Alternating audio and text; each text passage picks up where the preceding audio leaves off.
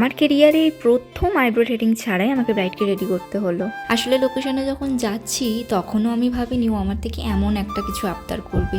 কত বোঝানোর চেষ্টা করলাম, কিন্তু ও বলল, দিদি আমি কখনো আইব্রো করিনি, তুমি আমাকে এইভাবেই সুন্দর করে সাজিয়ে দাও। ব্রাইডের কথা অনুযায়ী কাজ তো শুরু করলাম, কিন্তু ফাইনাল লুকটা নিয়ে আমিও একটু টেনশনে ছিলাম।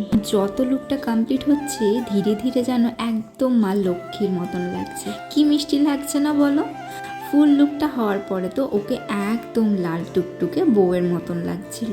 জুয়েলারি পরা ভিডিওগুলো কিন্তু আমি একদম নেওয়ার সময় পাইনি, তাই তোমরা এই লুকটা দেখেই জানিও একটু কিরকম লাগছিল। এবং তোমরা অনেকেই জিজ্ঞেস করেছো আমি কোন কোন লোকেশনে গিয়ে কাজ করি। আসলে আমি সব লোকেশনে গিয়ে তোমাদেরকে নতুন নতুন লুক দিতে বড্ড ভালোবাসি, এবং আমার আপকামিং ডেটগুলোরও কিন্তু ব্রাইডাল বুকিং চলছে। আমার স্ক্রিনে শেয়ার করা নাম্বারটাই তোমরা কন্ট্যাক্ট করে ডিটেলসটা অবশ্যই জেনে নিও। দেখা হচ্ছে পরবর্তী ভিডিওয়।